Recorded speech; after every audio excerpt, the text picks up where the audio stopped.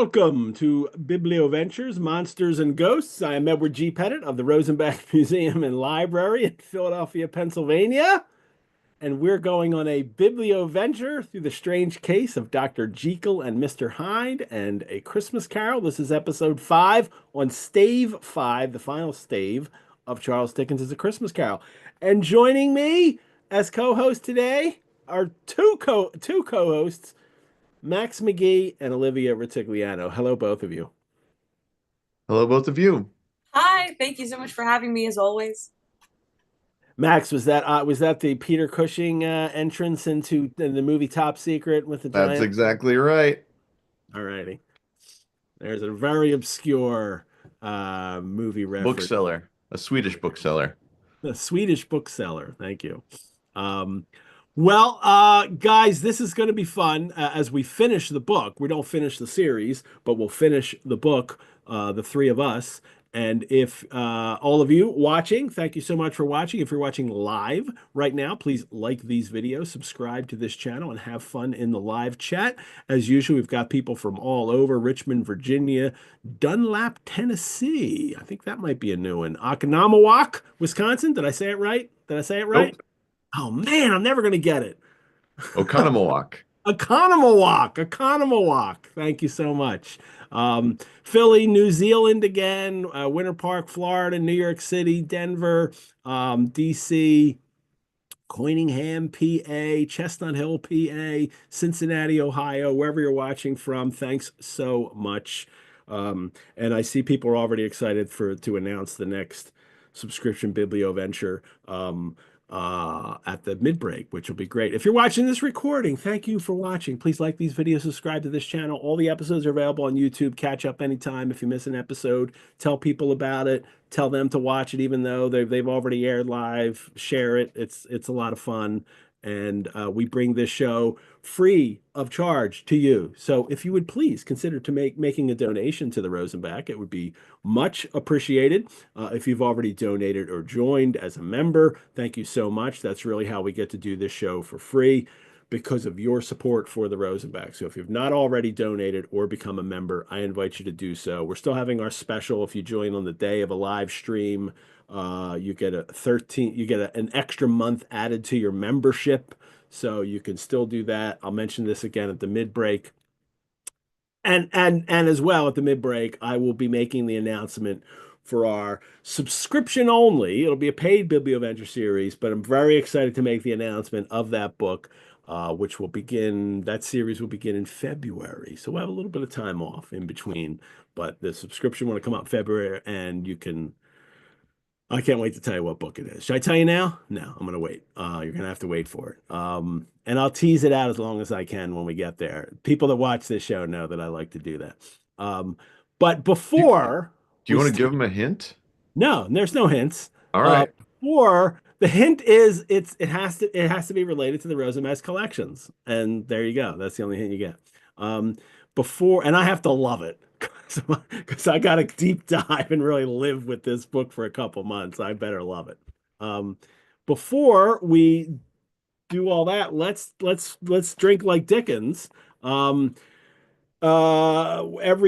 one of these episodes features a drink enjoyed by the Victorians, and this one is Smoking Bishop. We will join Scrooge and Bob Cratchit over a steaming bowl of Smoking Bishop.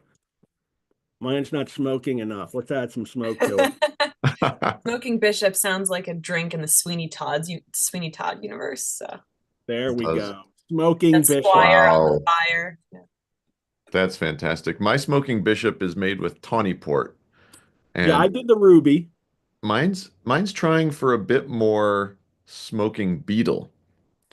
And so that called for ginger wine, which I have no idea where to procure. So I improvised, I overcame, and I put some ginger ale in it. So there you Max go. knows this. There is because we talked about this on the Pickwick Monthly show. Smoking Bishop isn't the only one of this kind of thing. There are the clerical brothers of Smoking Bishop, and it depends on the alcohol that you use. And it's kind of the fancier the alcohol, the the higher up the ecclesiastical ladder you get. So if you use a Burgundy, it's a pope. It's a smoking pope. If But you use champagne or Rhine wine, it's a cardinal.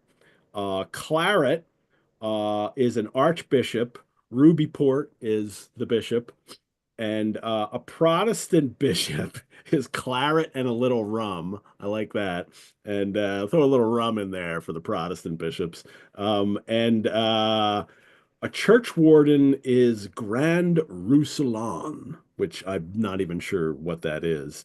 It says with tea or ale, champagne, ginger, and cherry brandy with a dash of port. That sounds good. I think I it would like. does. And there's a chorister. That's when you just use white wine with beaten eggs and a beetle, raisin, and ginger wines. So Mhm. I'm going with the Bishop of the Clerical Brothers, as this is the one that we'll see at the end of this stave. And it's very good. And I use ruby port and red wine. I use a French red wine. And I did that on particularly because Dickens loved, actually, Dickens was a big Francophile and the wine from there, especially, which he had a lot of in his cellar when he died still. And, and I baked the orange and I put a slice of it in there. So And cheers to Rosanna, who has Smoking Bishop as well. Anyone, raise a glass if you've got it. cheers to anyone who is enjoying along with us. Or not. If you're not enjoying along with us, cheers to you as well. I'm If you're totally. suffering through it, double cheers to you. You can find these recipes in the YouTube description for the episodes. And if you register for the show, I send them to you in the email every week. You can register for Biblioventures Monsters and Ghosts on the Rosenbach website. Let us get to stave 5, and then we'll talk about the story as a whole today. That's our plan for today. Um, Before we get there, though, I mean, because I got to do stave 4 and the Ghost of Christmas Yet to Come with Max, Olivia. So I was wondering if you had any take on that scary, death-shrouded ghost that we met in the last stave. And you're muted. Darn it! Stave 5 is one of the most interesting in the whole. I mean, we did the fun one. Four, you mean? Yeah, four, the last No, one. yeah, no. Well, Stave 5 is one of the most fun because it That's the end. features, it features the transformation that is suggested in Stave 4. At the very, very end of Stave 4, Scrooge agrees to change his ways, and stave 5 is when we actually get to see all of that come to fruition and all the potential that has been built up through the entire story and all these little teases that we get from encounters with Scrooge as he experiences moments from his past and sees his family and friends or would-be family and friends gathered around the fire and whatnot. All of those little bits of potential come to fruition, but we don't get that yet. At the end of stave 4, we get a promise. He says, I will honor Christmas in my heart and try to keep it all the year. I will live in the past, the present, and the future. The spirits of all three shall strive within me. I will not shut out the lessons that they teach. Oh, tell me I may sponge away the writing on this stone, on the tombstone. It's so that moment is, I think, is so affecting. This is such a scary chapter. Yeah. And stave 3 with the wonderful ghost of Christmas present, and how ebullient he is and delightful, and then when he reveals the two ignorance and want embodiments under his cloak, that suddenly becomes very creepy. And then there's no return to Scrooge's bed. The ghost of Christmas yet to come immediately materializes as the Grim Reaper and takes us on a terrifying journey full of existential disaster. And yet, at the very end, oh hey, yeah, as Max is reminding us visually, and then at the very end of this section, we get him having learned his lesson. We get the promise that he's going to make good on all these things. And I find it very interesting that the scariest of those things is the thing that causes him to change his ways. but it's the scariest of the three ghosts. It's not the scariest thing he's seen all night. In my opinion, the scariest thing he's seen all night is the ghost of his former partner and kind of friend, Jacob Marley, with his jaw tied shut, rattling all these chains, coming to see him and warn him about the life he has lived and the consequences it could have for after death. And then he sees all of the spirits start to materialize outside.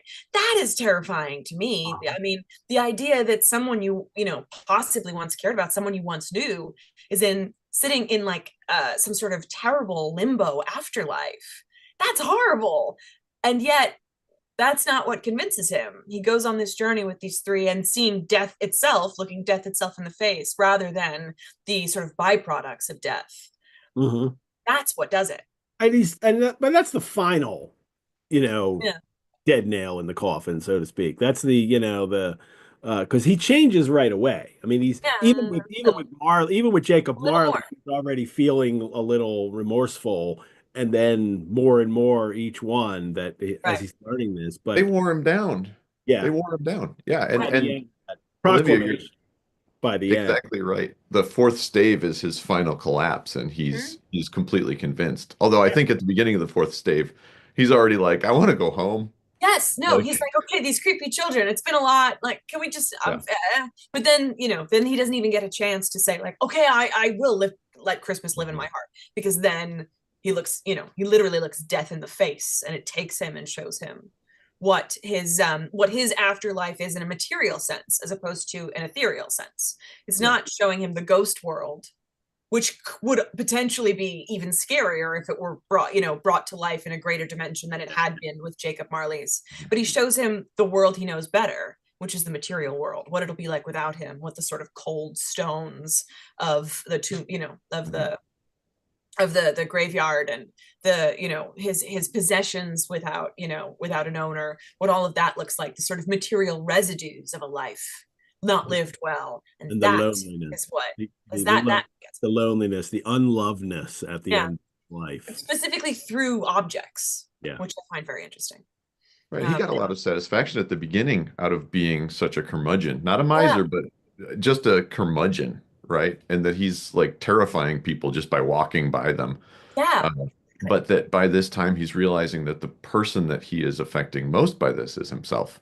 Mhm. And that's the other thing that I think that this read through really changed my mind about a couple of things. It's not a horror story in as much as it's this story of all of these people that care about Scrooge and spirits that care about Scrooge. Because I mean, he even calls it out. Why would you show me this if I'm past all hope? Right. You know, Exactly. and that's the crux of this is that it's actually a very positive tale of it's never too late. Right. And a quantum leap. If you set right what went wrong, then you have a chance at redemption. Very Protestant.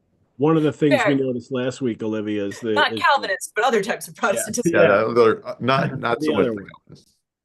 Were those moments where that seemingly terrifying ghost shows moments of compassion towards Scrooge, as it kind of pauses to get him time to collect himself, and then later as its hand is shaking at one point. Like this is a spirit, in spite of its appearance Yeah. and silence, is as compassionate as the other ghosts were towards him to get him to finally make his, big change. Yeah. What's the opposite of a turn, or is it heel turn? Is there a turn to the good? I don't know, heel turn. Redemption. What are you, this is wrestling? Yeah, yeah. No, the thing that I think is interesting, and here's a fan theory that I'm just gonna throw a bomb and run away from, is this whole time it's just been Fred in costume. He's like spiked his porridge. He's There you in there, go. he's got some powder on his face. Some He's got a dark ergotine, robe. there's some ergotine in there. Yes, yeah, exactly. And he's Also just had, yeah. he's just like, oh, I can't do this to my uncle anymore. Oh, dang it. That's too mean. It's And adorable. yeah, there you go. That's a good one. That's the one you I should like write. that. All right, let's the end of stave 4, the very end, is holding up his hands in a last prayer to have his fate reversed. He saw an alteration in the phantom's hood and dress. It shrunk, collapsed, and dwindled down into a bedpost. And then it's kind of a joke. And then stave 5, the end of it. Yes. And the bedpost was his own, the bed was his own, the room was his own, best and happiest of all. The time before him was his own to make amends in. There you go. Max needs to Scrooge it up. And then he repeats the promise, right? I will live in the past, the present, and the future. The spirits of all three shall strive within me. Oh, Jacob Marley, heaven and the Christmas time be praised for this. I say it on my knees, old Jacob, on my knees. He's rejoicing in a religious and Christmas fervor. Like it's kind of both. And I know Christmas is religious, but there's a whole set of it, that the whole Sure. side of it that's not about religion in this Right, story right. as well. And it's heaven and Christmas time. And he is absolutely completely, he was so fluttered and so glowing with his good intentions, his broken voice would scarcely answer to his call, sobbing violently. He had been sobbing violently in his conflict with the spirit, and his face was wet with tears. Um, and then he notices the bed curtains are there, the rings and all, that weren't torn down. Um, uh, uh, but he still needs to make certain that I am where I am, and this is my room, and this is all reality now after this experience. Um, and he says, "What is it about the shadow?" And that, I find this interesting. He says, "I am here. The shadows of the things that would have been may be dispelled. They will be. I know they will." So he's hope. Scrooge with hope is what is that. But I'm fascinated by that metaphor he's using. The shadows of things that would have been. I find it an unusual. I don't think I've ever heard anyone, and I've time travel stories, all that kind of stuff, ever refer to the future as shadows. Usually people think of the past as shadows, and and I think this actually fits perfectly for Dickens's conception of the expression of his spirits, in that the ghost of Christmas past was a light, and the light of his memories, It and gets was darker and shining darker. out. And then the ghost of Christmas present, you can see everything clearly with him. He's all the light's all there, but the future are shadows. And I imagine it's like the ghost of Christmas, the light from the ghost of Christmas past, kind of reflecting on you in the present, and then the future's all your shadows. That Scrooge has chosen like a metaphor based on exactly what he just went through. Um, The thing that it reminds me of, the only thing that future echo or the shadows of the things that would have been are future echoes in Red Dwarf. And I don't know, that's a real deep cut, so I apologize to everybody who's not quite that nerdy. But the idea is that there is such a thing as fate. It kind of travels forward into the future, and so you mhm. can avoid it. You can fix things if you know what's going to happen. Like, and there was an episode where you could see what was going to happen and fix it. And only now am I making the connection to Scrooge and the spirits. But it would almost like Final Destination, another pop cultural reference. Like, it's coming for you. Whatever happened is going to happen. Echoes make sense to me as a metaphor for images Hmm. from the future, or Hmm. sounds from the future, But the something shadows. in the future. But shadows is an unusual choice, and I like that Well, its I think place in You this. mentioned Plato's Cave, I think, Olivia, didn't you? yes, this is what I want to talk about. Yeah, I want to talk about projection for a minute. Hmm. Yeah. Um, but even before I get into that, I want to just say I think shadows is such an interesting word, because shadow, as we've talked about, commonly refers to the past when it's used as a metaphor, but it's because a shadow is literally something that's behind you, right? Like it's a projection of you behind you. So for a shadow to be, toward your future, um, that requires a discussion of it as sort of like, something that's insubstantial, or like not, um I mean, we were just speaking about materiality a moment ago, but like, the point of a shadow is that it's not, something you can hold or you can touch, and therefore it is changeable, it is malleable, and it is not fixed. And so to refer to a shadow as something of the past sort of messes with how Dickens has been referring to the past, which is very finite. We go to Scrooge's memories, we go to things that have absolutely happened and are non-negotiable. But the future that the final spirit is presenting to him is a fiction. It's a suggestion, it's a speculation, an extrapolation of what might happen based on the future. And in that sense, looking at it as something fictitious underscores how we might look at it as a literal projection, because it is truly a manifestation of something that is something that is extrapolated, something that is drawn out and concluded will occur, but it's not something that is the thing itself. It's actually happening. And I find it very interesting because Dickens was fascinated with projection as a technology. He loved magic lanterns. And we know Dickens is a theater guy. He did not live long enough to see the advent of motion pictures. But like if Dickens had been able to see like the Lumiere brothers train pulling into the station, like it would have validated everything that he had ever liked in his whole career. He was obsessed with the technology known as the magic lantern, which is a common 19th century projection technology that was used to show slides. This images were painted on glass in transparent paint, and then as with modern projectors, slipped in front of a beam of light and a mirror, and the image would be projected large. And Didn't camera they have an obscurance. animation methodology for that too? Like they developed sophisticated projection Yes, techniques for that. absolutely. But not They by, did. but not in 1843, I don't think. I think that's a little later. Animation is like I think 1870s. Yeah. So it scrapes Dickens's lifetime, but it's not something that we would have been dealing with at the time of A Christmas Carol. But the magic lantern as an attraction, and the potential of the magic lantern to show moving images would probably not have been outside of Dickens's imagination. And I think it's Dickens, when Dickens, we talked last week about how Dickens threw these elaborate 12th night parties and would act as a magician. And one of the other things he would do was bring in a magic lantern. Dickens was wealthy enough, so he was allowed in his budget to spend this much money on something that was normally a public attraction. Magic lanterns did not become like private things that you could actually have as an affordable item in your middle class household until later in the century. This is the equivalent of him having a movie theater in his house before the advent of VHS. This is something like that in terms of 20th century media parlance. And so it was a really big deal that he brought these large magic lantern projection technologies to these children's birthday parties. It was just as cool as them going out, and paying pennies and to be able to see this technology in some sort of theater.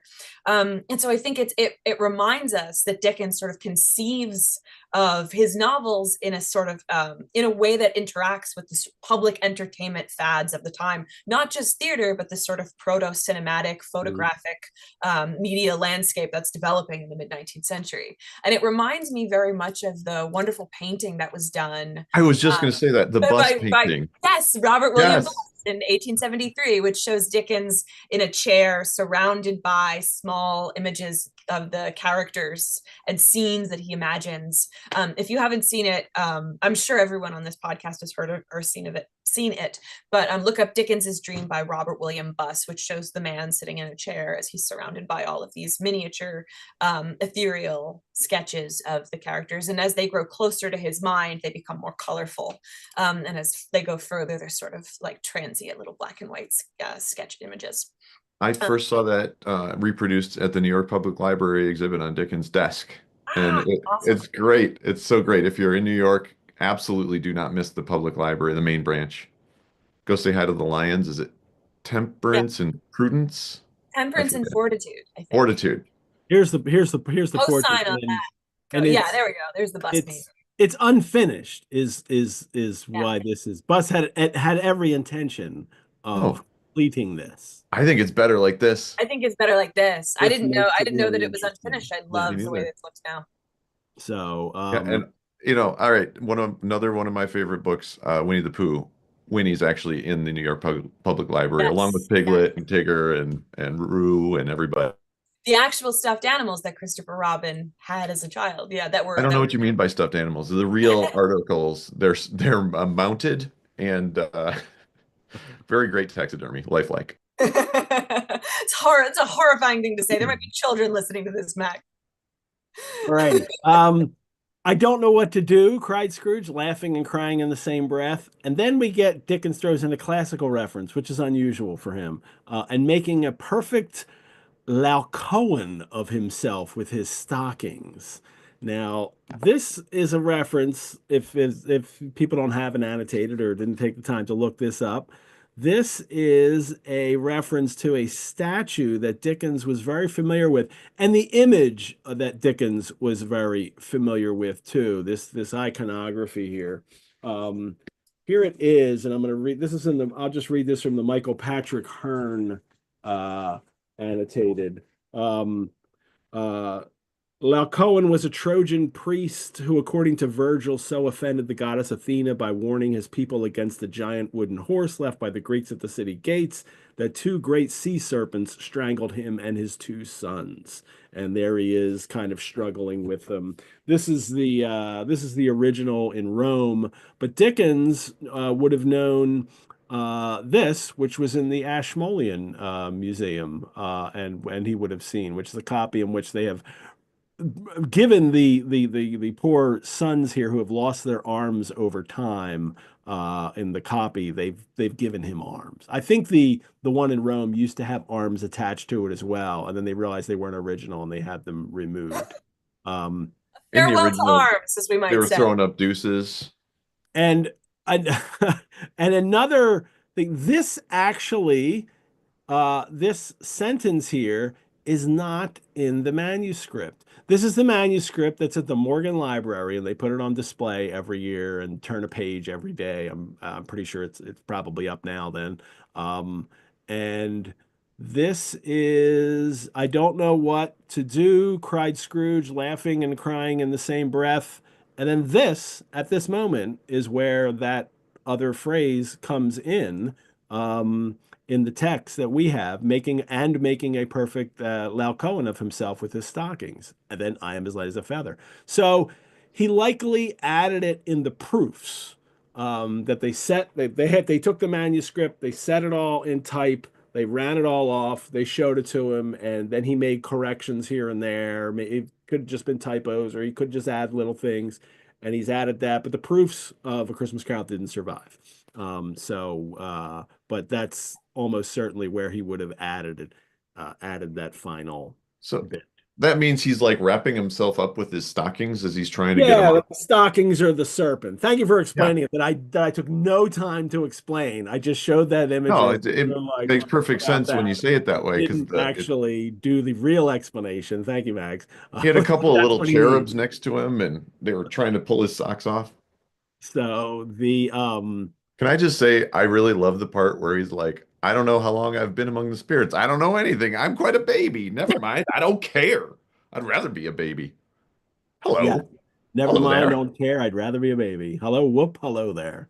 Um, uh, he's just light as a feather. All this. This is the Christmas spirit You at get its to see some work. of your most And serious actors who have ever portrayed Scrooge go goofy. Like in every tale of the Christmas Carol, every telling of it, this is the one where it's a fine line. and his laugh. He starts to laugh really for a man who had been out of practice for so many years. It was a splendid laugh, a most illustrious laugh, the father of a long, long line of brilliant laughs. And laughter is very important in Christmas Carol. We heard the Ghost of Christmas Present, and later we heard the wind turning into the laugh of Fred, his nephew at the party, and this is part of Dickens's message for the holiday is laughter. Um, and then the church bells ring, so we get more. There's a lot of sounds going on that Dickens Yes. wants us to be aware of, right? Churches ringing out the lustiest peals he had ever heard. Clash, clang, hammer, ding, dong, bell, bell, dong, ding, hammer, clang, clash. Oh, glorious, glorious. I, So what time is that? Is that 10 a.m. I'm trying to count the clangs and the clashes and the hammers and the dangs. It's Christmas time, is what it All right. is. Yeah. Um, but he loves to make those sounds. And Dickens hears when he writes, and we have these stories from his children who talked about this that he would write out loud. He would say things out loud constantly. He would go to a mirror. He had a mirror put in his study so he could check his faces and then go down and write what he has done. But in the Pickwick manuscript, the piece we have at the Rosenbach, we have three different pieces of the Pickwick Papers manuscript because that one was broken up after it was thrown away really after it was published, and some of the one of the typesetters saved some of the pages, and they've since come down, and we have some of that at the Rosenbach, and in one of the pages of that, let me go to it here. Um, we see a little bit of Dickens's composition method here. Um, I think it's chapter 36, or it's chapter 37 in a modern edition because two chapters get doubled up early on and then the modern editions change the chapters. But it's the knocking at a door is what it is. And it's towards the bottom here. And you can see, whoop, that's too close. You can see it right here. Rap, rap, rap, rap, rap, rap. And then he's continued that rap, rap, rap, rap, or something. Yeah. And then, Knocker. but he's heard it. He's heard it in his head. And he's like, no, no, no, no, no, no. And he crosses this out and he writes the final Rah, rah, rah, rah, rah, rah, rah, rah, rah, rah, rah. rah. So, so he's heard this sound, corrected it, and then added the final rah rah rah rah rah rah sound that he, heard in his head went the knocker.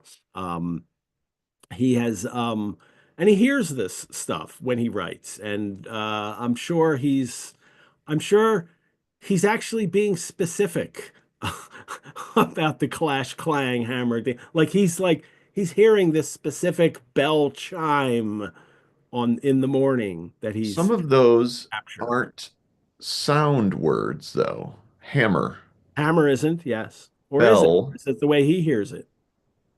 Well, I'm just saying it, hammer and bell for one thing. Those are the things that do the clanging, the donging, the dinging. Yes. And so it's interesting to me because it's sort of like a potpourri of cacophonous Yes. sounds. Which fits this scene perfectly in Scrooge's, joy bubbling over here, that it's just this glorious cacophonous, selection of words about bells ringing.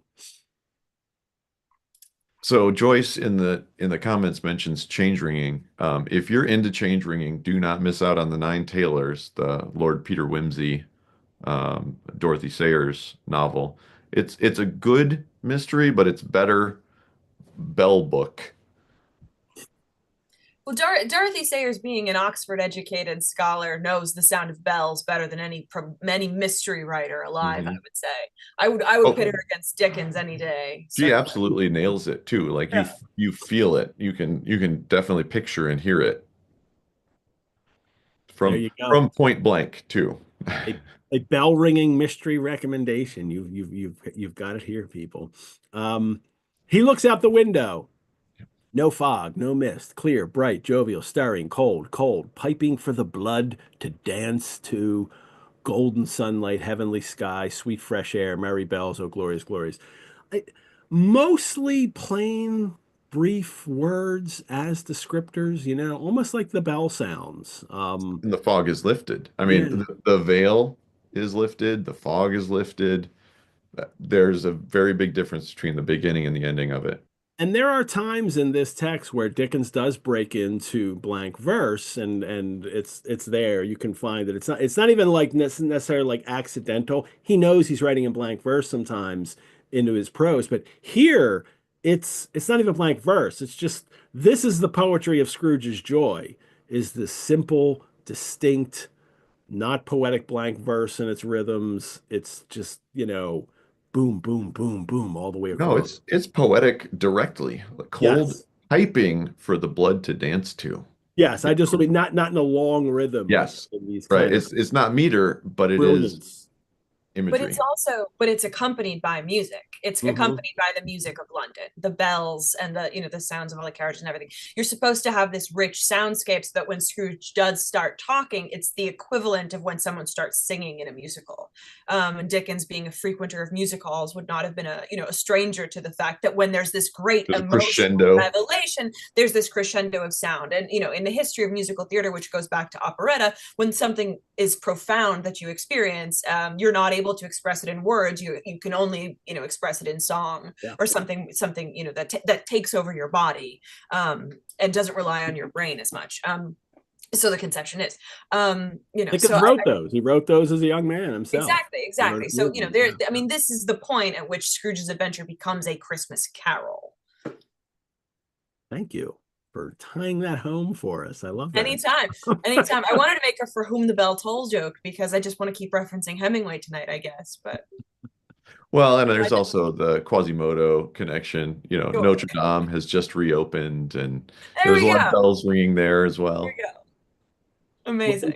there's a boy out this window. What's today, my fine fellow? And they have this exchange, and everybody knows, and he realizes it's Christmas. I haven't missed it. The spirits have done it all in one night.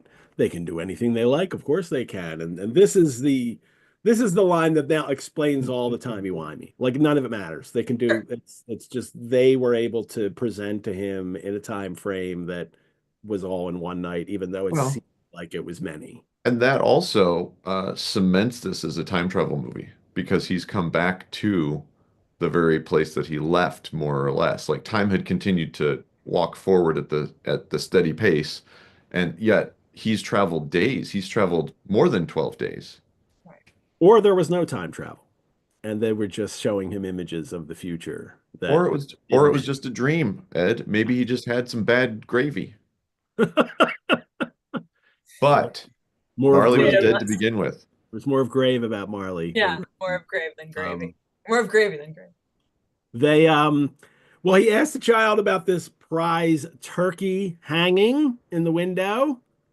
I would also note that in the story, this child is on his way to church, basically. He's in his Sunday clothes, he's He might not be loitering, on his way to church. or Doesn't he it might say be on his way not to he's on church. his way anywhere? He's just Yeah. hanging out. It's Christmas But he's Day. not on his way to sled, which is what my daughter called out in most of the Christmas Carol movies. There's a little boy pulling a sled. It's like, no, this is not what they would be doing at this time. That was yesterday. How old Today, is your daughter that she knows this? she's 9. She's like, that boy doesn't have a sled. Way to She go. pointed it out to me. Very observant. Mhm. Well, he asked him to buy the turkey, and this kid's first response is Walker, which requires a footnote. It is a kind of Cockney expression of surprise. Um, you can Oh, find several theories about its origin on the internet, and but we're not quite sure where it comes from. But it is an expression that people would use. Walker. Um, uh, here I thought it was sort of a fairly rude way of saying goodbye. no, it Walk was off. more of an expression of surprise, or I Okay. can't believe you said that, or something along those lines. Well, see, but then Scrooge replies, no, no, I'm in earnest. But I think it Yes. seems like the boy is expressing like, yeah, right. Yeah, right, buddy. Yeah, more certainly a meaning. Like this kid is surprised that he has said this, certainly. And then Hmm. Scrooge's like, no, no, no, I'm serious. Come back with the man and I'll give you a shilling. Come back in less than 5 minutes and I'll give you half a crown. And here's the first instance of Scrooge now being generous. And Um, that's big money. Yeah. Half a crown, right? That's what, 6 shillings at that point? he's loading up. He's just throwing money around. Um, but the but it's his first opportunity to finally just be generous, and so he is. And another, I think another thing that kind of solidifies in the minds of people that this is what the story is about is to be generous with your money, and that's just kind of a little part of it. Um, The money's not important. Right. I was wrong. It's 2 and 6. 2 and 2 and 6. 6. Thank you. Yeah. So a half crown is not a half pound. It is an eighth of a pound. Well, Scrooge is going to send this turkey to Bob Cratchit's. Uh, he whispered Scrooge, rubbing his hands and splitting with a laugh. He shan't know who sends it. It's twice the size of Tiny Tim. Joe Miller never made such a joke as sending it to Bob's will be. Another reference that needs a footnote. Joe Miller was an 18th century comic actor, and after he died, someone published a joke book called Joe Miller's Jests. And it wasn't necessarily jokes from Joe Miller's repertoire. It was just a regular old joke book that he put Joe Miller's name on, and I think he's featured in it a couple times. So it and again, then it was continuously reprinted, and it just becomes shorthand for a great comic. I honestly thought it was a Dickens inside joke where he's just like, "Oh, my buddy Joe's gonna love this one." But this will be a big deal for the Cratchits to get, because there's no way they can cook this turkey. No way.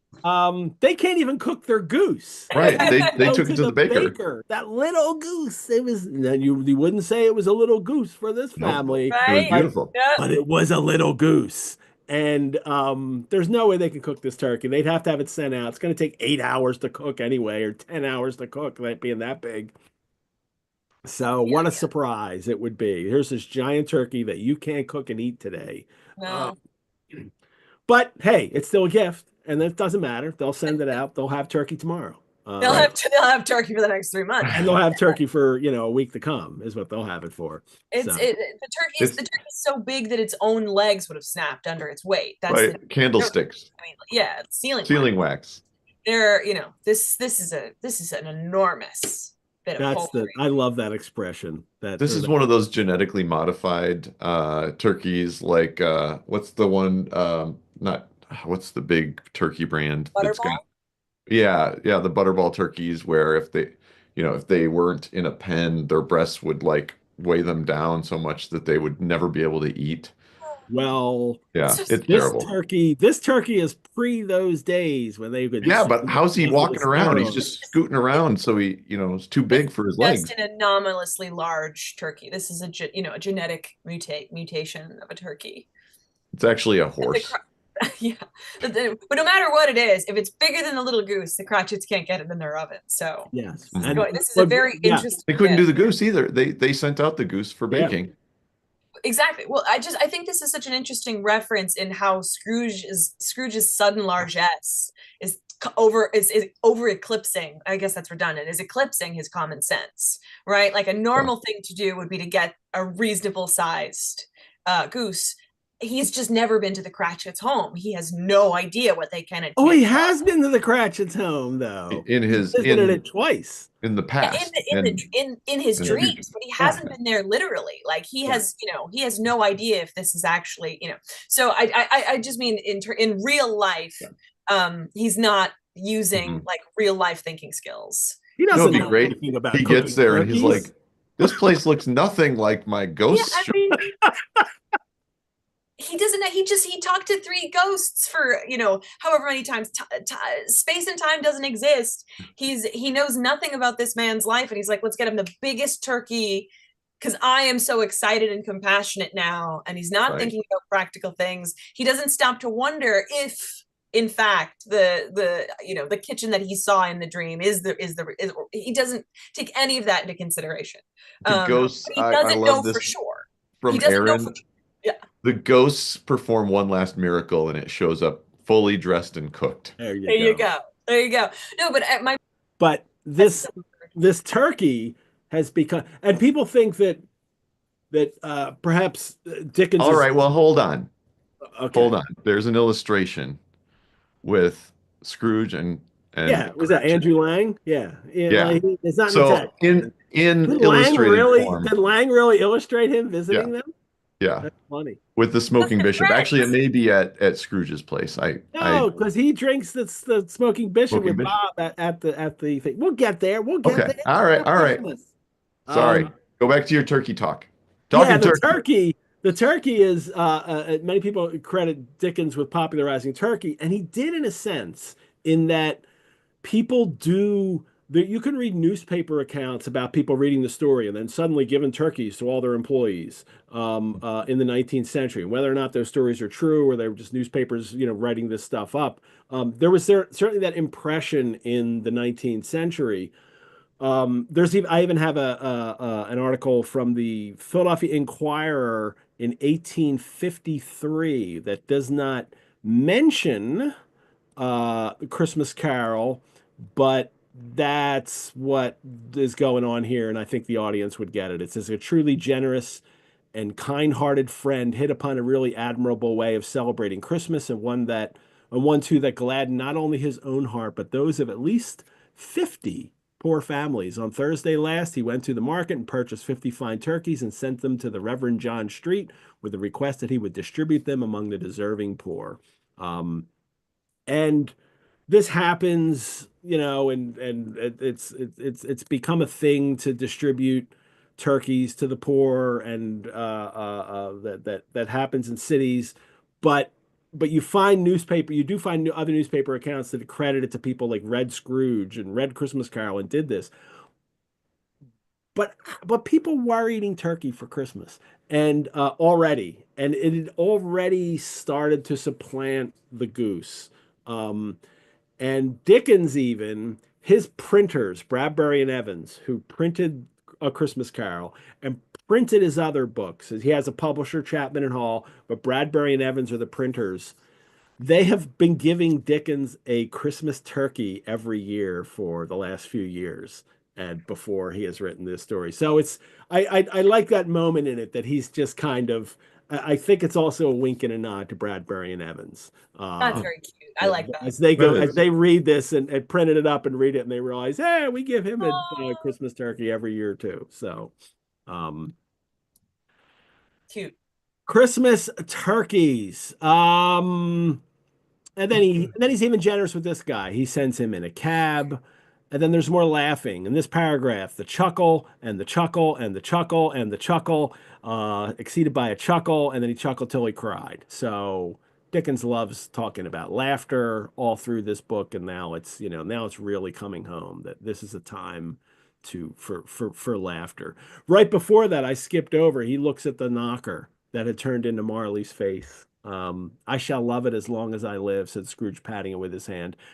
I scarcely ever looked at it before. What an honest expression it has in its face. It's a wonderful knocker.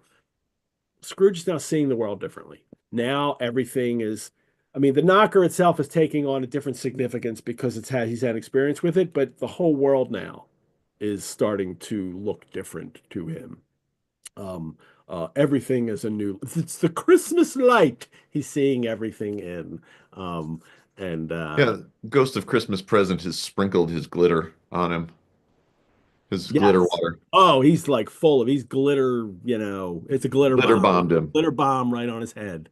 He's got, and he's invisible. He can't see him now. He could see him before. Now he can't see him, but Right, it was at his elbow. shaking that torch over him, or it's like a pepper dispenser all over him. So he's loving it. This Well, might be an opportunity to show off what I brought to smoke, so to speak. So, because you didn't have the snuff when it was mentioned. No, is it correct. mentioned yet? Wait. It was mentioned in Stave 4 at the beginning when his The compatriots snuff. were standing around taking snuff, and I wanted to just share this with people. I haven't seen this on one of your shows before. I've never This, used snuff. I've tried snuff once. So okay, this is Can't a say I have. German Schnuffpulver, and it is mentholated.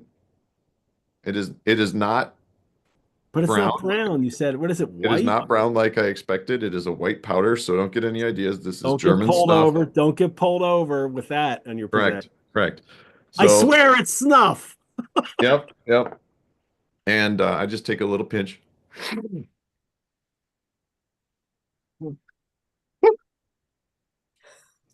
Merry Christmas, Does everyone. it does it like do you just like feel it all up in your sinuses, or does it also Oh, it's give just you very minty.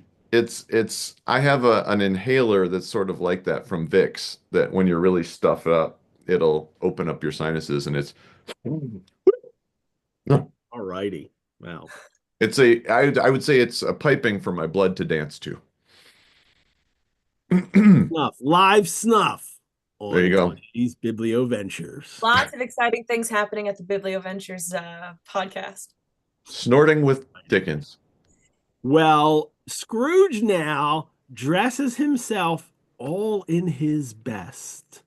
Um, and this is something that he never would have done, right? Like he doesn't normally dress. He's just like clothes are just whatever. Doesn't matter. Not something he would normally do. This is a new Scrooge now. He's gonna dress in his best. Put the top hat, the nice top hat on. Why would he Hmm. even have a nice top? I'm surprised he even has a nice one. But he does. And then he From a goes long out walking the streets. The people were by this time pouring forth as he had seen them with the ghost of Christmas present. Three or four good-humored fellows said, "Good morning, sir. A Merry Christmas to you." And Scrooge said often afterwards that of all the blithe sounds he had ever heard, those were the blithest in his ears. Um, and it, well, I missed the line before that. He looks so irresistibly pleasant. Scrooge looks happy. He looks like someone you would say Merry Christmas to. He didn't look that way before. People didn't see him that way. Um, and then he comes across one of the gentlemen who came to ask for a donation. And then he gives him, he whispers in his ear, like he's going to give him a lot of money. And he's so surprised. Scrooge says, "A great many back payments are included in it, I assure you." Um, and that's important that sorry, that's important that he's being generous, but it's the line, it's the interchange. Oh, sorry. You My can. I still am battling the cold. It hasn't gone away. Um, it's what happens after that. It's the come and see me. Will you come and see me? Scrooge says. "I will," cried the old gentleman, and it was clear he meant to do it. That it's not him just giving money, because Hmm. that's not the real issue with Scrooge. Scrooge asks him to visit. He wants to spend time with someone. Remember back in Stave 1, nobody ever stopped him in the street to say with gladsome looks, "My dear Scrooge, how are you? When will you come to see me?" Now people are stopping him in the street and saying Merry Christmas to him. And he is getting to, he's actually asking the question here, "Will you come and see me?" That the Scrooge as the solitary as an oyster as he is in the beginning of this story, that's the very thing he liked, to edge his way along the crowded paths of life, warning all human sympathy to keep its distance. And that's what's changed now. It's not the greed for Hmm. his money that drives Scrooge. It's his aversion to connecting with other humans, in a sense that he's not a miser. He's a He's miser a not. misanthrope. He's a miser not in hoarding money. He's a miser in hoarding all his love and emotion, and that he won't give that out to people, Or and he won't denying it, right? I think yeah, that's denying that it's that he there. was denying the spirit of Christmas. He was denying the love that others wanted to give him, and that now he's fully open to it. And I think there's also a parallel between the ghost of Christmas present, where he says, "Come and look upon me and know me better, man." That this is very similar. Will you come and see me? Will you come and know me better, man? Yeah. And thank ye 50 times. Although I'd say thank ye 25 times, you'll get the other 25 when you come and see me.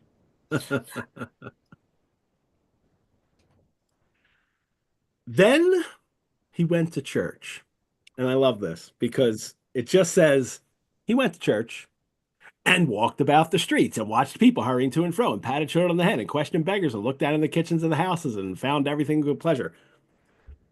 This is what I mean by this isn't like religion is kind of a backseat here.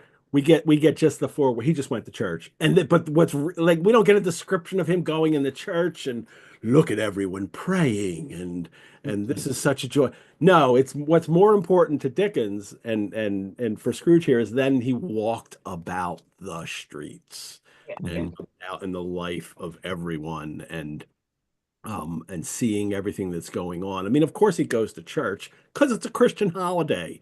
Well, he wouldn't have gone. He wouldn't have gone Well, he wouldn't up have gone until before, yeah, today. but now, but because it's Christmas and it's a Christian holiday, then he'll go to church. But what's more important in this story is what he does after church. Questions the beggars. Yeah, No, is and he actually questioning the beggars, like, do they need something? Or is he asking them what their plight is? How can I help? What does that mean? that he's questioning them is just amazing enough for Scrooge, right? Well, that's what I'm asking. Is it like he wants to know about them, or what is that? I think, yeah. Okay. Olivia? Yeah, I sort of read it as that he was engaging, like treating them as people for the first Yeah. time. Sort Mm. of, maybe some combination of like, can I assist you? But also like, oh, what's your name, friend? Merry Christmas. Some sort of humanity Mm. being acknowledged. Yeah. He's certainly not saying, why should I give you money? You want Right. a turkey? Yeah. Fully cooked by the spirits. I think this moment also, it does a lot, because one of the most famous lines, right, that we get at the beginning of Christmas Carol is, about the surplus population in London, right? Like the poor and the sick should be sent to the workhouses or die, so in some sort of Get on like, and do it. like evil Malthusian, demographic assessment of London, which is, on the brain of every Victorian at this point. So that should come to fruition and make London less crowded and less unpleasant for everyone, right? The idea that humanity is like, this sort of scourge that's that the peopling of the streets is what's inconvenient and frustrating about the city. And, the fact that he is not simply giving his money to the gentlemen who were raising money to give alms to the poor, raising money to buy food for them on Christmas Day and all that stuff, but he's actually engaging with the people themselves. Mhm. Is a big deal. It's not just that he's like accepting that humanity is, a rich and complicated concept and that people are, deserve to be treated well, and that acknowledging all of this is crucial to his participation in society and his living a meaningful life, but that he's directly counteracting the sentiments Yeah. in the most bald, overt way possible. The early Mhm. sentiments. Demonstrably, right? Yes. It's not just that he's changing his heart. Right. It's there's this concept of like religion is nothing without action, right? Like there's again Practicing. certain yeah. And so maybe it's a little heavy-handed by Dickens to make everything happen at the same time, I don't know, but Max, that we ever want to accuse Dickens of heavy-handedness about a yeah, particular thing because we might then assume the entire oeuvre in that criticism. right. But I mean, it doesn't it's a vignette, right? It's all in one paragraph. He Right. isn't showing you that he went to church and he went, it's just all in one string and A little tableau of a Christmas day, a Christmas morning well lived. is that a cat or I think that's a puppy. Dog. It's a large dog Oh yeah. walking back and forth The behind. dogs are walking around. They might be Yeah. barking at some point. It's We'll find it's a common sight whenever I appear on a Biblioventure that the dog's awake and they They just troll. love reading. Maybe They're they very like my literate. voice. Maybe other voices coming in. They think like somebody's here. No, So they Yeah. hear my voice. They see me looking at the wall essentially, and they know that for some reason when I do this, they're not supposed to make noises, and so they're getting ready to They think demand. you need to go for a walk is probably what Yeah, it is. yeah. No, they took me for a walk just before I went on this broadcast. Excellent. They want treats because they know that they're not supposed to be loud at this point. So if they're loud, I'll silence them with treats. That's how it righty. works. Well, before Scrooge gets to Fred's house, which he's going to do in a moment, and then Bob Cratchit. Let me take this moment to first thank all of you for watching this episode. As a nonprofit organization, the Rosenbach Museum and Library depends on the generosity of friends and supporters like you to keep programs like this free and accessible to hundreds of fellow biblioventurers worldwide. I hope you will consider supporting the Rosenbach and this show by donation, which you can do at our website, or by becoming a member. Membership gives you free museum admission, exclusive invitations to member-only events, discounts on programs and courses. One of those will be coming up, and early access to registration. You can learn more about how to become a member on our website, and we're continuing our special offer for new members. If you become a member the day of a live stream of the show, you receive an additional month added to your membership, 13 months. So if you join on this day that this show is live, or the day the last show is live on December 16th, you get 13 months. So I want to thank all of you who have donated or joined as members and helped us take this Biblioventure. Special thanks to a few new members who have taken advantage of our special offer. All Pennsylvania for these. Catherine T. from Wynwood, PA, Deborah S. from Wayne, PA, Lindsay S. from Percy, PA. Hi, Lindsay. I know Lindsay. She takes lots of courses too. And Margaret D. from Westchester, PA have all joined as members in the last week or so, and now have or did it where they get the 13 months. So congratulations to all of you, and thank you.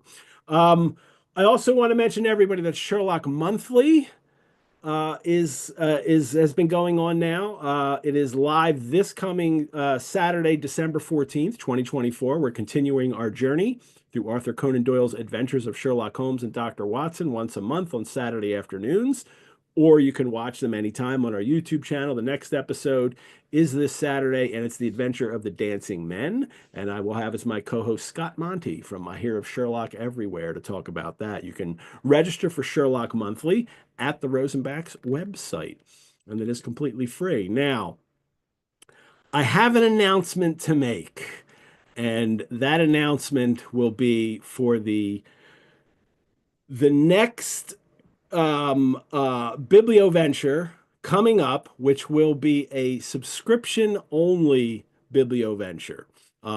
Last year for our special, we did a special subscription only show for Sherlock Mondays, in which we did a Biblioventure with the Hound of the Baskervilles for 8 episodes. It worked out really well for us, and it really helps us continue to do these kinds of shows. For Monsters and Ghosts, Roy wanted a text that was related to at least one of our books this season. You know, for Monsters and Ghosts, we did Jekyll and Hyde, and now we're doing Christmas Carol.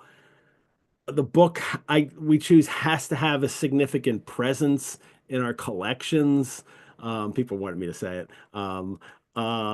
And I thought of maybe doing some more Stevenson stories, but it's I couldn't figure out a way, another Dickens book. I couldn't figure out a way to package something where it would work as an extra subscription only series. And in the end, I've decided we're doing a book that we actually don't have in our collection at the Rosenbach, but we do have a very significant collection of this author's works.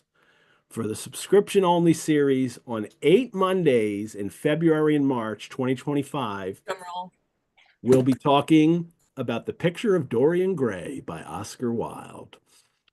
People have requested this book in the past, but we don't have a copy of it, so I've always held off. But with the Great Wilde collection we have signed books, first editions, we have manuscripts from Oscar Wilde, we have photographs.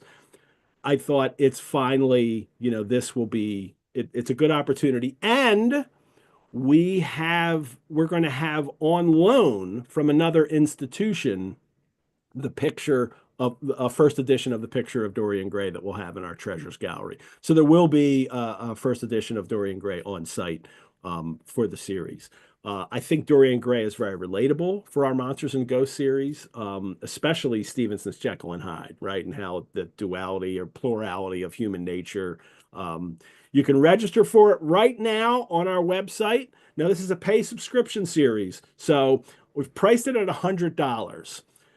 Or it's just $75 for members. So if you're not a member, it's $12.50 per episode. If you are a member, it's $9.38 per episode. I think that's a big deal. And I think it's way worth the price for this subscription series, 8 episodes. And it also helps support the Rosenbach, the Biblioventure series. So I hope you will join us for this Biblioventures Picture of Dorian Gray beginning in February 2025. That's the only way you'll be able to watch it. It will not appear on the YouTube channel afterwards, or at least not for a long time, like many years. You'll watch it on Zoom with me, and I have a great set of rotating co-hosts. Returning from Jekyll and Hyde will be Paul Chapman as a co-host. Returning from Sundays with Frankenstein and Sherlock Mondays will be Anastasia Klimchinskaya. And I have two new co-hosts who are leaders of the Rosenbach's in-person book club that's been going on for a few years, called Ladies of the House of Love. This is a queer Gothic book club that we do at the Rosenbach, and they are Petra Clark and Samantha Nystrom, and I'm very, very happy to have them as co-hosts on the show. I can't wait for you all to meet them. Register now, Monday nights in February and March 2025, and yes, there will be specialty cocktails every episode, and I only share those recipes with the people registered. So, and absinthe is going to make a couple appearances in, Of course, it's Oscar Wilde. So Yeah. Wild time. Don't be too sad if you don't register for it though, because the YouTube is going to show up years later and it's going to look exactly the same. Many years later. So many years. Subscribe. All righty. You'll get to interact. That's the big deal. That's it. It's Picture of Dorian Gray. It should be out there on the interwebs. Yes, I published it. It's live. You can register. I wonder who will register first for it. We'll see. I'll make that announcement next week, who registered first. If I can figure it out. I don't know. I don't know if I timestamp them or not, but maybe it will. All right. Did you say that Meredith McClung registered as well from when you were saying registrations? Because she just posted that she registered 30 minutes ago. So little shout out to her if she didn't get her original shout out from you. There you go. Thank you, Meredith. Well, she'll be announced on the next show probably. So yeah. All right. Scrooge running around, talking to everybody in the street, loving it. This is the best. This is the greatest thing he's ever done. He can't believe he hasn't done this sooner. And then he goes up to his nephew's house. And first he passes the door a dozen times before he gets the courage to go up and knock. I mean, how am I going to be received? I just told him Christmas was a humbug yesterday and yelled at him and told him to get out. Another youthful, behavior. He's too nervous. Yes. He can't go in there. So he's reborn in some ways, right? He's a baby, he said earlier. Now he's this adolescent, now he's afraid of rejection. And the servant answers and he asks, if his master's home. And she says, yes. And he says, where is he, my love? And I like that he's already naturally fallen back into using expressions of endearment to people. He's already doing this kind of stuff with people. He tells her, she's like, I'll show you up. And he says, no, thank you. He knows me, said Scrooge. And I wonder if he's meaning this in a deeper way, right? Does he think perhaps Fred really knows the real Scrooge and that's why he's here? Is that what he's saying? Or is it just, well, he knows who I am. Don't worry about it. So I don't know. To me, it's more about the rejection again. It's, if he's announced and he's like, I don't want to see him, he also takes this, Yes. very sneaky way. Yes. Right? He doesn't want to be forbidden to come up. Yes. Mhm. Very good. But Fred might not. I mean, Fred's still going to visit him every year, he says. I mean, Fred might know that Fred. Yeah, it's not on Fred. It's on because of his Scrooge. mother. Fred thinks that there's something of my mother in Scrooge. So Fred thinks that he's got something in him, and that's why he won't give up on him. Well, now it's, the greeting is just as joyous and natural as he had hoped for. Of course, that his niece who married his nephew is completely shocked. Will you? Oh, and it's so he said, will you let me in, Fred? Ooh, that's so sad. But of course, let him in. It is a mercy he didn't shake his arm off. He was at home in 5 minutes. Nothing could be heartier. And then they have this great party, which we heard about the day before. Like he saw this party, but now he gets to be in the party. And this actually confirms what you were saying earlier, Max, about the time travel. Like he doesn't go into the Cratchit's home, but he does go into Fred's home, and he's not like, Sure. oh, this isn't anything I've ever seen before. And And maybe I he don't think he's has been been to to Fred's home. Fred's, maybe, No, he but no, he's never come to see him at home, right? So finally, vindication. I had Thank you. wondered if maybe like, maybe Fred's home had belonged to his mother. Like maybe he had been there at some point. But I do think this affirms your time travel theory. Well, not just that, they do the whole charades thing, and probably Scrooge guesses it right away. It's me. Well, they do that in the George C. Scott Christmas Yeah, they do. Carol. Oh, really? He gives her the answer like, "Oh, it's this answer." She's like, "What? How did he know that?" Um, so, but Because we don't he's have seen that. the future, Yes. and he's used it to cheat at charades. Well, now it's the next day, the office the next morning, and he's early. And he's early because he wants to catch Bob Cratchit coming late. Um, Figures, I guess he's, been had a a great Christmas party, drinking, drinking all of Sorry, that Ed. that punch that Bob made. But also they were probably up till like 2 in the morning waiting for the turkey to arrive from the bakers. So or it would have taken them at least an hour or more. They have to pluck it. They've got to, Spirits so did it. yeah. Spirits did it. And that's the other thing. You mentioned earlier that the future is a shadow, right? That it's a projection, an extrapolation from the present. That's another question I think you meant to discuss here was why wasn't Fred at Scrooge's bedside at his funeral, right? And I think People that's were exactly asking us in the chat last time, like, where's yeah, and I think that's exactly the answer is that these are the projections that the ghosts are making as Worst case horrific scenarios. as bleak, as terrifying as possible. And the rats trying to claw their way in and the cat trying to scratch under the door, that's not reality. That's dramatic presentation to it could still affect happen, Scrooge. and it just It has people could. stole Here, all this goods, stole But I his mean, everything. where is the char lady? Where is the laundress? Where is the servants? They would still be there. And I think that we're seeing the worst case Yeah, scenario, and it's on purpose. And it yeah, may not be what really would have happened, but that's what they're presenting to Scrooge to turn his mind to the right yeah, direction. yeah. And he has rebuffed his nephew so much that Mhm. his nephew isn't connected to him, but it would be surprising that his nephew heard he was dying, that he would have showed up. real Right. Fred's a good He's kid. yeah, he still loves him for the love of a fan, right? Of little fan.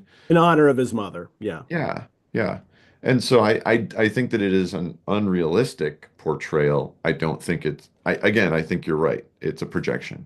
Well, and that That he is has a tombstone, that he has a right. tombstone means Right. something for the tombstone on the Right. grave. Who paid for that? Probably Like Fred. Fred he just he put wouldn't have paid for it, right? He's like, "Nah, just burn me." all There's right. a yeah, go ahead. Go ahead. Well, no, I want to get to Bob Cratchit now. Cratchit shows up a full 18 minutes and a half late. So he thinks he's going to get fired. Quits the work right away, and Scrooge tricks him, brings him in. Step this way, sir, please. And Bob says, I was making rather merry yesterday. You wouldn't believe this giant turkey showed up. And We've been up all night cooking it. Yeah. And Exhausted. there and therefore he continued leaping from his stool and giving Bob such a dig in the waistcoat that he staggered back into the tank again, and therefore I'm about to raise your salary. Um, and Bob thinks that Scrooge has lost his mind. Maybe he should run and get help for him. Maybe he should knock him down, hold him, and call for people in the court to help get a straight waistcoat. But Scrooge is genuine. And Merry Christmas, Bob, said Scrooge with an earnestness that could not be mistaken as he clapped him on the back. A merrier Christmas, Bob, my good fellow, than I have given you for many a year. I'll raise your salary and endeavor to assist your struggling family, and we will discuss your affairs this very afternoon over a Christmas bowl of smoking bishop. Bob, make up the fires and buy another coal scuttle before you dot another I. Bob Cratchit. So, um, smoking bishop. I love Bob Cratchit. I'm just gonna say it. I think I mean, I know everybody loves Tiny Tim too, but Bob Cratchit's my favorite character in this story. And I'd also just point out that it's not just that he's like crazy generous. He's also a terrible, like, generous person. He's like, I'm gonna fire you. I'm not gonna put up with it.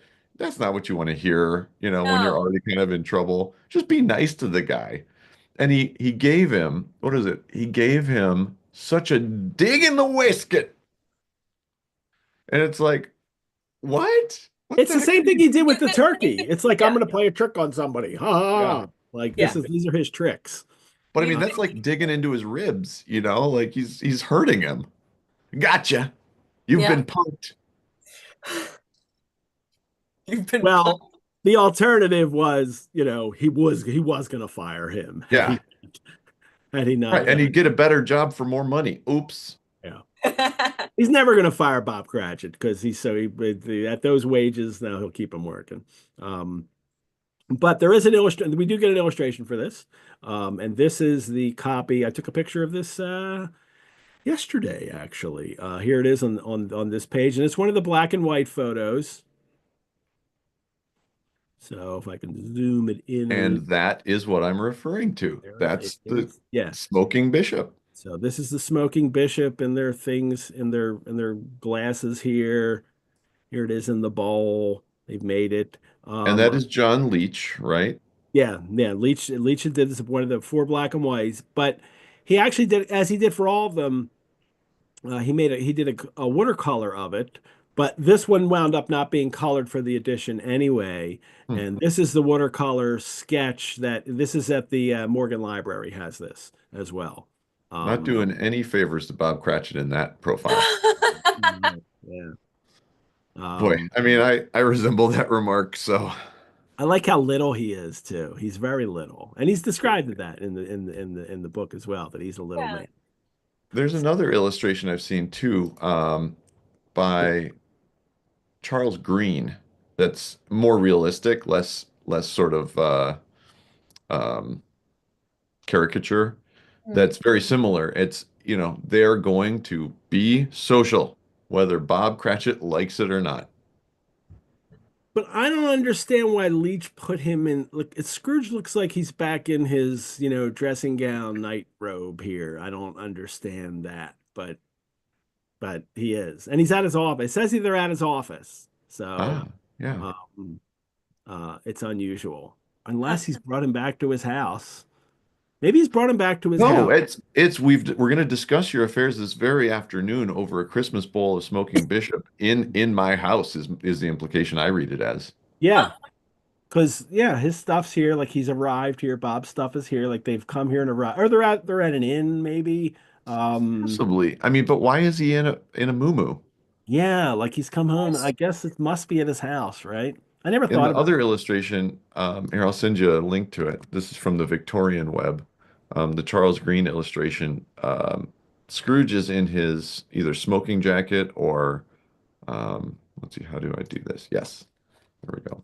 Because there's even greenery hanging over here, like those festive greenery that I Mhm. wonder. This is an inn. They've gone to an inn close by, and they've gotten a room at an inn. That's exactly where they are.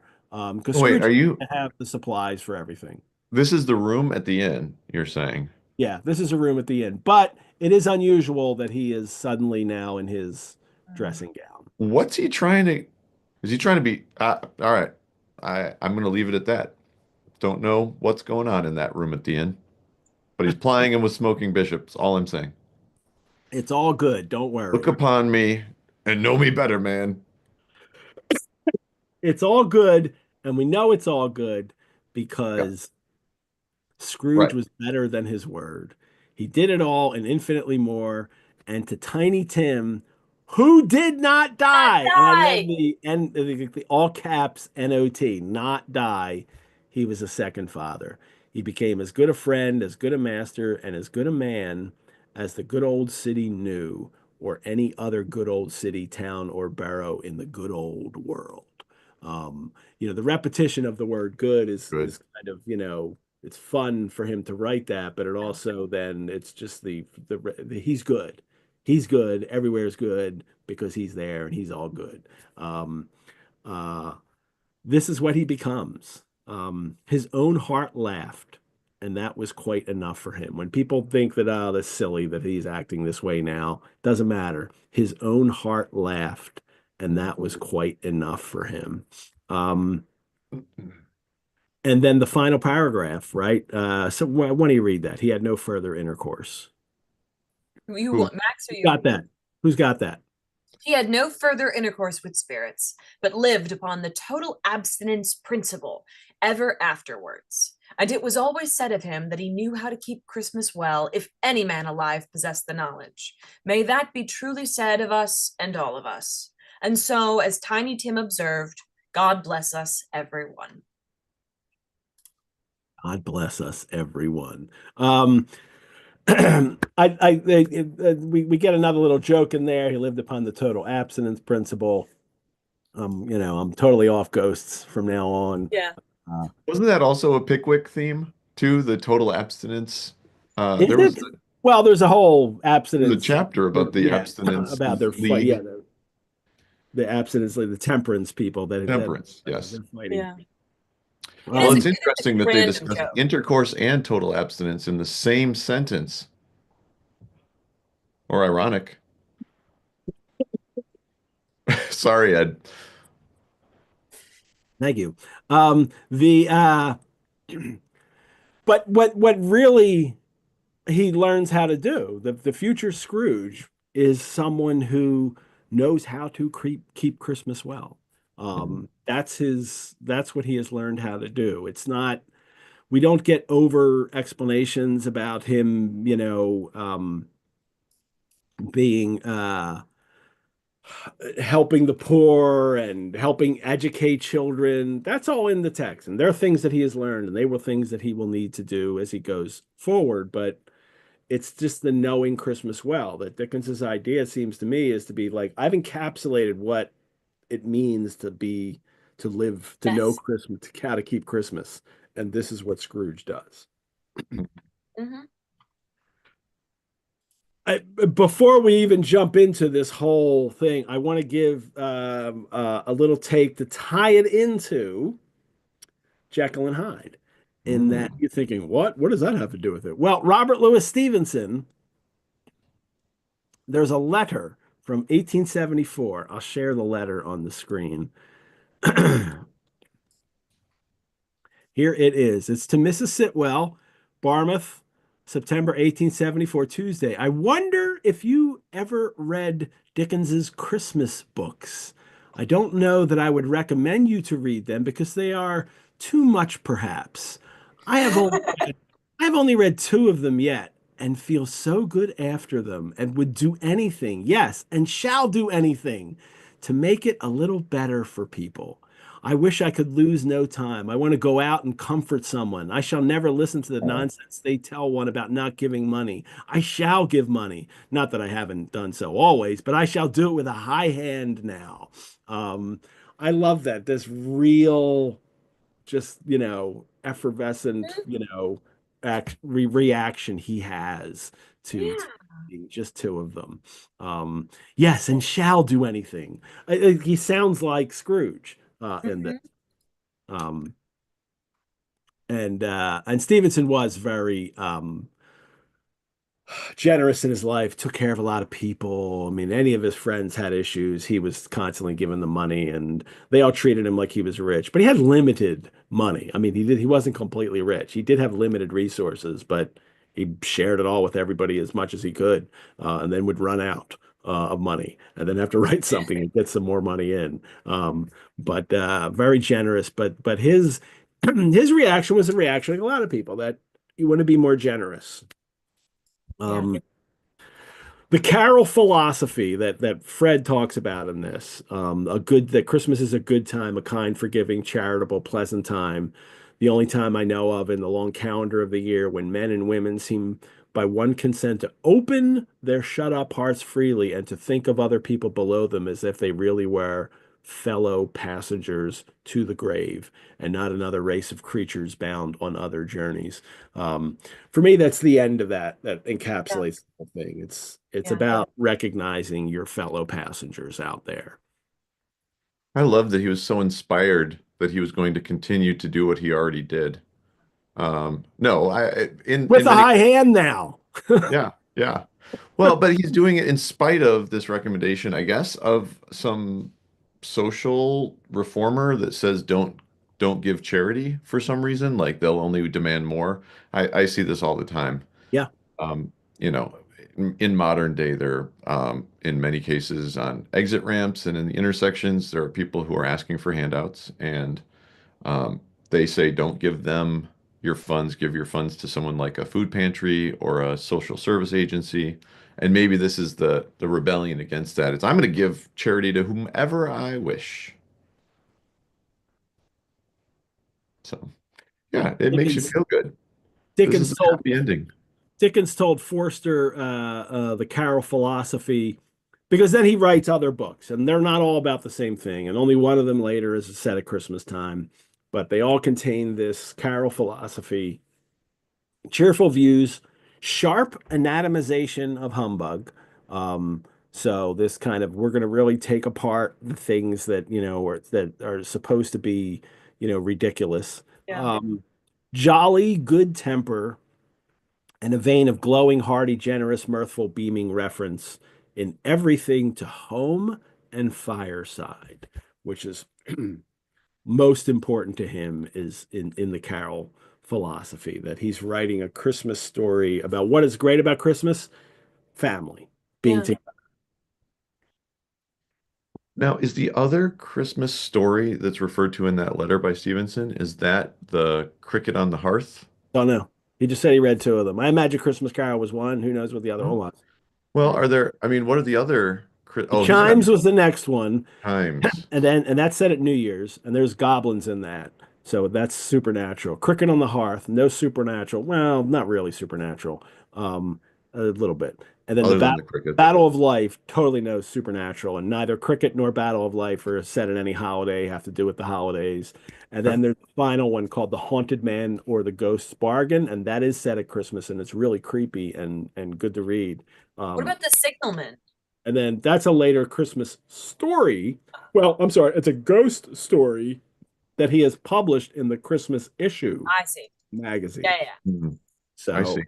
Well, and I mean, we got some of that with the what was it called? The Gravedigger in Pickwick at Christmas, right? That's the proto Christmas Carol yeah, we think of. yeah, the German. And I'll talk about all these in the last episode with James Ah, Armstrong on Okay. sorry, episode. don't mean to step on No, toes. it's okay. We'll talk about the things leading up to it and the other Christmas books and the other things that Dickens wrote and how they've gone on to, really affect Christmas. But I Mhm. wanted to get your take, Max and Olivia, on this as a whole now. Like, what's this book about?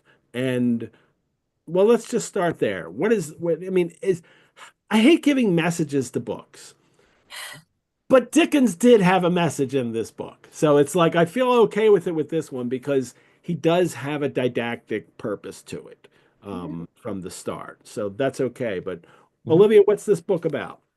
For me, the book is about recognizing that we are all people and we all deserve to be treated with respect by whatever institution or individual is above us and not doing that. I don't know. Dickens's entire the drum he beat for his entire career is that children deserve to have childhoods and people deserve to be paid well, and poverty was a man-made invention that exists only because those greedy in charge, I was going to say bastards, those greedy bastards in charge insist on hoarding their resources, and so was all for the distribution of the qualities of good living, he believed very much in work, but he believed in the fact that everyone should be able to come home at the end of the day and live a good Yeah. life. And I think Christmas Carol is just as much about that as a like conceptual manifesto as a call to action from specific people like Scrooge who are in the position to distribute largesse. Scrooge notably is not part of the government in any way. Yeah. Scrooge is an independent wealthy man, and Dickens is asking not bureaucracies. He's not asking Parliament. He's asking the individuals. Sort of like what Max was saying earlier. He's not asking for a larger institution of benevolence to facilitate the giving back to the poor. I mean, he will have witnessed the sort of like complicated things about the new poor laws and the corn laws and how, I mean, in the 18 what are the I forget the poor laws. Sorry. It's at this time, and this is what I mean. Yeah, it's the later 1840s. I know. I don't remember the exact. 1834, and then the 1840s. Criminalizing poverty, basically. Right. Yeah. You end up in jail if you can't pay your debts. Exactly. He's very haunted by these pieces of legislation, but at the same time, I think he's aware that it's very difficult to overturn those, and so he's appealing to the individuals who might be able to complete more direct aid in the meantime. Yeah. Dickens has seen how the government deals with poverty. It puts him in work. Exactly. He's saying, let's circumvent this, all of us citizens, give back to each other and save us all from, being handled by the government in this way. That's what I think. But, well, I agree with you. I think that's the larger, ignorance and want, right? That's the context in which that lives.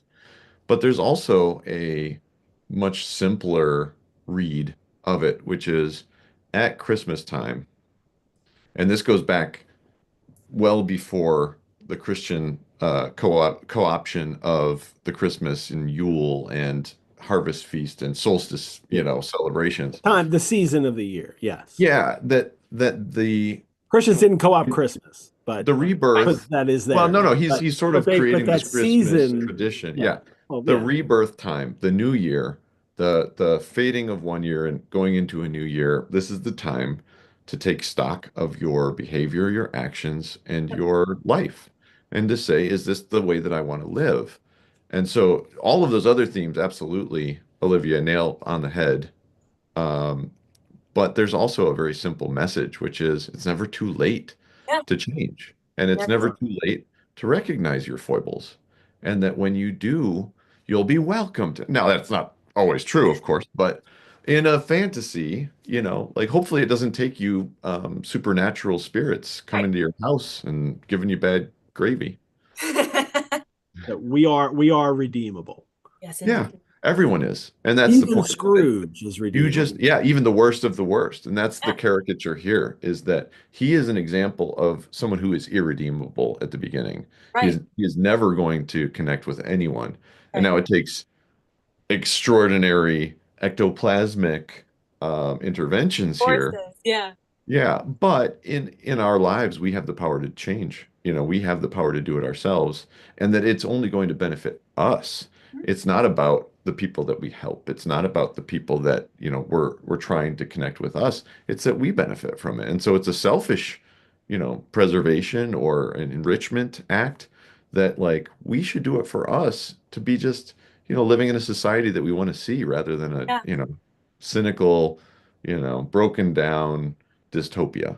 Well, I think for Scrooge, if he does it, then it will, right, move forward. And that anybody can, right? And maybe it is also specifically targeting folks in the upper class. I mean, I don't know that that's people with money. It's not necessarily upper class. It's people with money. Sure. But I'm just saying, I don't think that they're targeting people who would necessarily be the Scrooge class. I don't think they're reading these novels. I think it's everybody who is reading the novel. I think it's more the working class, and it's to encourage them to live the lives they want to live and be better people. I don't know. I read it as for myself, it's a reminder that Christmas is a time, well, again, this is part of our Christmas tradition now, that it's a time for taking stock and a time for making amends or including somebody that you've excluded from your family gatherings, or whoever, you can help at Christmas time. That's one of those things, like, why not? Exactly. Why not? Is it the is it that is it do you guys think it's that we are redeemable, that thing that makes it so appealing to people? Is that the in that in that, in that very broad way that like, whoa, well then maybe I'm okay. Then maybe I could change and be all right. And because I think Dickens wants more out of us. Um, Unfortunately, I don't think so. I think most people who read this just go, well, that was sweet at the end and don't apply it to their own lives.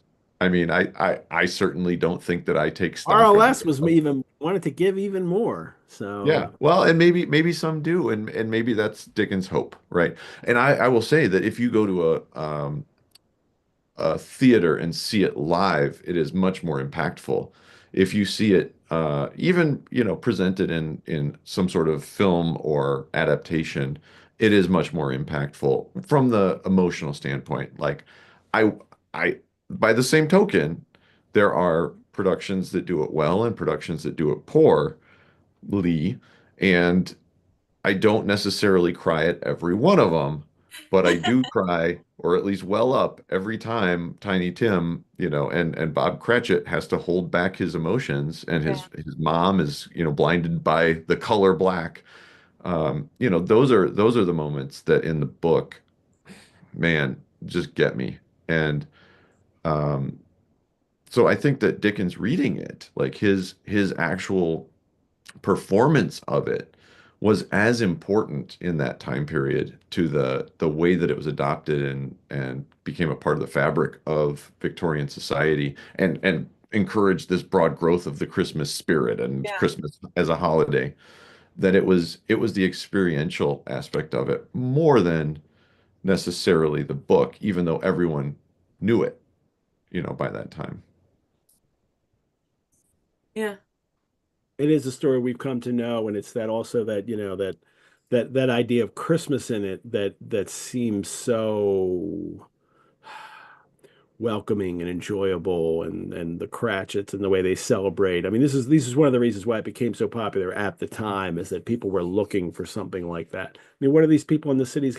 How can they take the traditions of Christmas and apply it to their lives and Mhm. live, and do Christmassy things? And here was a book that was Yep. showing them that this is kind of how you do that. Um, Right, right. If you've never done a Christmas pudding before, this is your yeah. excuse to try it. I tried Christmas pudding because of this book, Really? Turned out terrible, but I didn't do it right. I didn't boil it for 6 hours in my wash basin. So, Okay. yeah, I mean, I still think that there are these traditions that and this is where Dickens excels more than most authors. Like I wouldn't say more than any author, but he is right up there in the pantheon of the best authors to do this, is taking a word snapshot, a word portrait of a time and a place, and that you're transported back there. And I've told Ed this. One of the things that these Biblioventures do is act as a guide, um, to this history and to this period. And it takes us back and lets us walk on the streets of London and smell the scent of Christmas pudding, or the fresh, sweet air of a once in a lifetime clear London morning, you know. So like as much as Yeah. we talk about time travel, like this is the time travel. This is what we get Yeah. to do. We get to visit. As in a way, when he's doing this old tradition stuff, that his audience at the time was thinking about, like the way the old Christmas traditions and bringing them in their lives. And this is the way that this is how Dickens was showing them they could do that. So that's their time travel in a sense. So we'll see more of that when I talk next week about Pickwick Papers and the Right. Christmas Did, chapter and that. did you want to discuss adaptations at all in this episode, or is that for the next? I'm gonna do it next, but you're welcome to tell us your favorite adaptation or interesting adaptation. Okay, so I previously had stated that I thought that the 2009 Jim Carrey animated version was something that I had slept on and like I just had not seen it because I don't really like the Bob Zemeckis Uncanny Valley stuff, like Right, the sure, sure, Christmas sure. Train, Polar Express. Welcome to Marwin.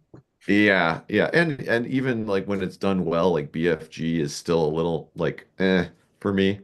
But in spite of that, I thought it was done very well. And I thought that some of the magical realism elements of the story were presented in a way that it would be hard to do in a live action version.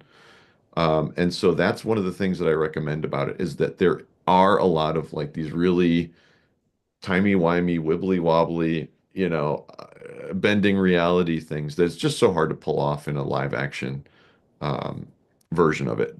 However, that said, I finally found Patrick Stewart's Christmas Carol, and I don't know why it took me this long to find it, but I looked at the library, I was trying to buy it. It's available on YouTube. Yeah. So we watched it on YouTube last night, and it's fabulous. It captures, this is one of the things as a reader that I really love is that you can tell that they read the book. Ah, that's great. And there are moments that I pointed out like, see to my wife, like where like that you wouldn't have known it, but like he walks past the door 12 times and they have him, go in. You can't do the entire book because it's only going to be 2 hours long, but there were enough in there that I treasured it. Um, Well, Stewart yeah, knows it well because he did an adaptation on right. stage for many years where he did a Yeah, yeah. No, reading of it. he's a He pro. knows the book exceptionally And well. and Joyce, you mentioned the Alistair Sim version. I vehemently disagree Oh, in because the chat here? yeah, they take too many liberties with the story. And I watched it and I was like, that's not what happened. And I watched the George C. Scott version and I said the same thing. I love oh, what's his first name? Roger. Roger Rees. Roger Rees. I Roger love Rees. him. I just don't see him as Fred. But he definitely is a very, they did I think it. he's But great at Fred, man. Yeah. I love him as yeah, Fred. I know, but he's not ugly. He's not the short, shriveled kind of Clark that I want, or not, sorry, not Fred, as Fred. Yeah. He's not, you're right. I'm mixing my Cratchit and Fred. But yeah, no, he was fine as Fred, but there was in the Jim Carrey version, it was Colin Firth. And I Mm, think he is the iconic, in my mind, he is the Fred for me. I didn't remember he did that for that. He's my I didn't Fred. remember that either. Yeah. That's So if you slept on it, that's what I suggest. And if you haven't seen Muppet Christmas Carol, go out and see it now. It's maybe Michael Michael Caine Caine's acting his finest. greatest. I mean, Yes. Michael Caine does what, no one does in a Muppet movie, which is give the most serious performance of his career. Mm-hmm. Mm-hmm.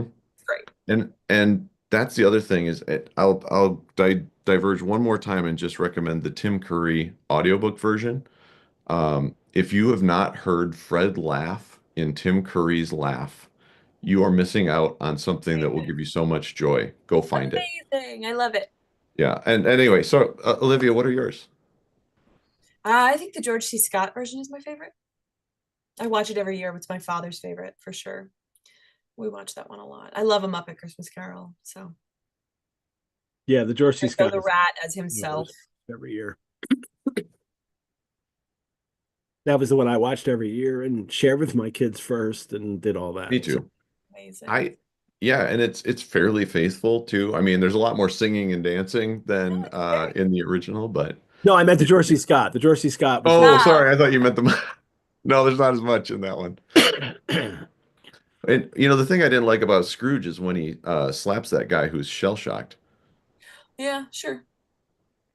and then my wife and I love the that was a patent reference, everyone, if you didn't Yeah, catch yeah. it. The well, we love Bill Murray's Scrooged. Oh So yeah. my wife's favorite, and we tend to watch that pretty much every year as well. I also recommend Spirited. It is a Sure. Yeah, yeah, yeah. spiritual successor. And if you are familiar with the Dickens source or any of the adaptations that are fairly faithful, you will love it. There's a phrase in Spirited, which I think was it Netflix or Apple TV.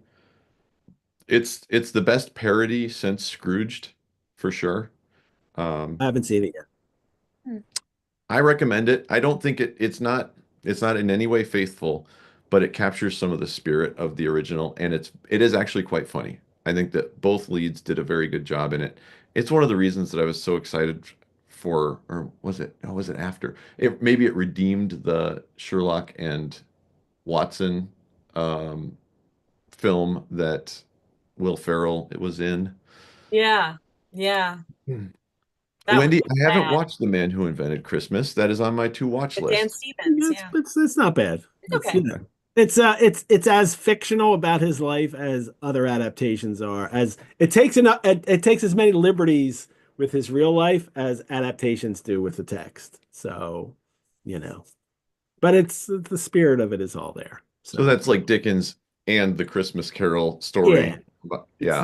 didn't really happen that way, but some of it happened that way. So, Sounds like something Nick Meyer might write. There was a time travel H.G. Wells film that he wrote where Jack the Ripper and H.G. Wells are adversaries. I'm sure. Well, Time yeah, the Carl Alexander actually wrote the book. Meyer did the film, and then yeah.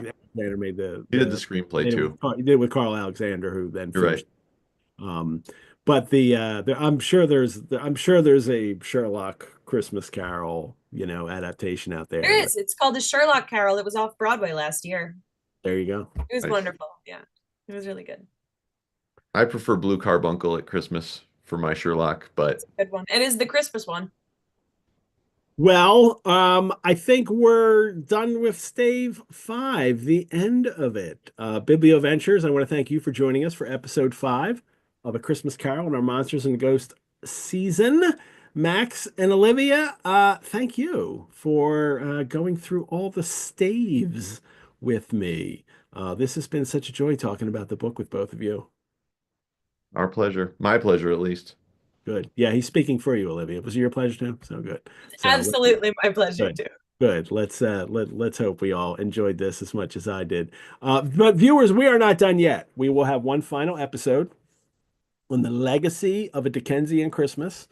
James Armstrong, who was one of my Pickwick Monthly co-hosts. You can watch all the Pickwick Monthly episodes on the Rosemax YouTube channel. James Armstrong will join me to talk about the history and legacy of A Christmas Carol. We'll delve into other Christmas texts by Dickens, both before and after A Christmas Carol. And I've actually posted those on the Biblioventures Monsters and Ghosts webpage at rosenbach.org. You can go on that webpage we have, and there'll be other texts there that Dickens wrote about either wrote about Christmas or at Christmas time, because I have the signalman story there as well. And we'll also talk about adaptations. So yes, there will be Muppet talk on the final episode. I can't miss that at all.